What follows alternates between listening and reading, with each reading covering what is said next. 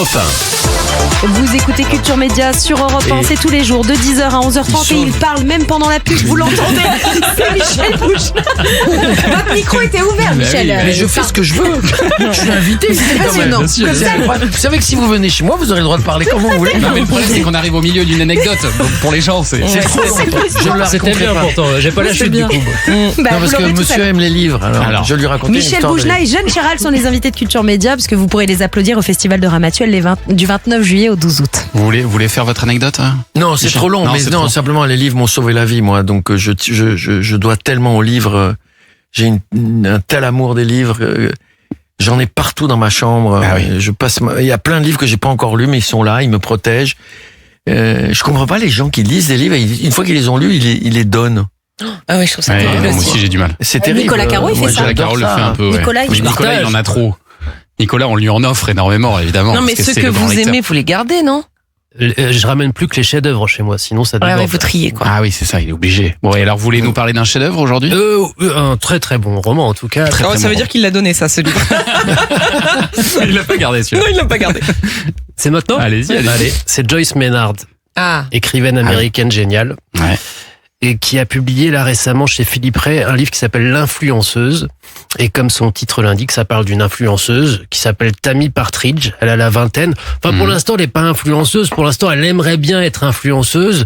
Et donc, elle demande à son petit copain Kevin de réfléchir avec elle de comment il pourrait faire pour gagner des abonnés, parce qu'ils en ont 12 pour l'instant. Et ils se disent, tiens, mais ce qui serait pas mal, ce qui marche pas mal en ce moment, c'est la van life. C'est-à-dire Van life. Ah oui. acheter un petit van, un camping-car et partir sur les routes et poster les grands paysages, etc. Et poster un peu leur vie de van life en disant, parce que elle veut aussi parler de son couple, elle veut absolument être authentique pour ses abonnés. Et donc, pour être authentique, elle demande à ses beaux-parents qui ont un peu de sous, donc les parents de Kevin, de payer le camping-car en disant, mais vous inquiétez pas, on va avoir plein d'abonnés, on va faire des collabs. On va cartonner. Et donc ensuite, c'est les marques de camping-car qui vont nous offrir un camping-car et puis on vous remboursera et tout, puis on va gagner plein d'argent.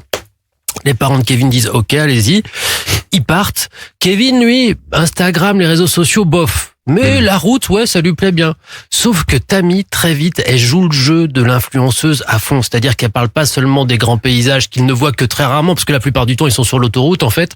Elle parle pas que de ça sur ses réseaux sociaux, elle parle aussi de leur vie amoureuse et elle le filme à son insu quand ils s'engueulent tous les deux pour ensuite le poster sur les réseaux sociaux, et c'est là où ils font le plus de vues, évidemment, parce qu'il y a un petit clash. Et ça, Kevin, ça commence à l'agacer. Et puis petit à petit, la tension monte, etc. Ah oui, il y a aussi une fan, parce qu'ils n'ont pas beaucoup d'abonnés, mais parmi les 200 abonnés, il y en a une qui est très très très fan et qui les suit de loin, qui les espionne, qui a pris elle aussi une petite caravane, et qui nous en fait, gênant. Ouais. Voilà. Alors, ce qui est très très gênant aussi, c'est que dès le début, dès la première ligne, on apprend que Tammy a été tuée, que Kevin est soupçonné et qu'il vient de se suider. Ah. Oula. Et C'est marrant, je me doutais que ça allait finir comme ça. Et voilà. Ah, et au bout Et d'un donc, moment, vraiment, qu'est-ce C'est qui pour s'est ça qu'ils l'ont passé mis au début. On sait pas comment, pourquoi, si c'est vrai et tout. Donc il va falloir qu'on sache. Et pour le savoir, on va lire ce livre avec tout un tas de narrations différentes, et notamment la stalkeuse, l'espionne qui les suit, et puis la vie de Tammy et Kevin quand la caméra de l'iPhone est éteinte.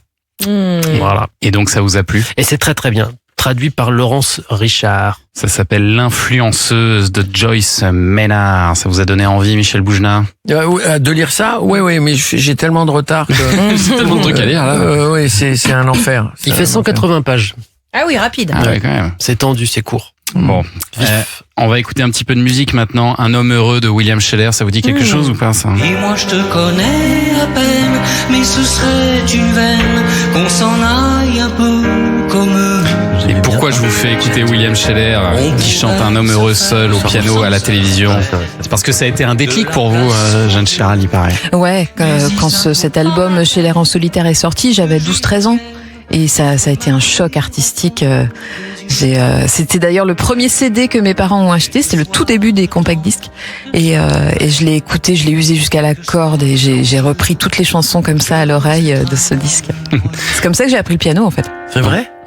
Donc William Scheller et plus tard Véronique Sanson. Elle est arrivée beaucoup plus tard, hein, Véronique Oui, Sanson. plus tard, ouais. Sanson, je l'ai découverte sur scène en 2011.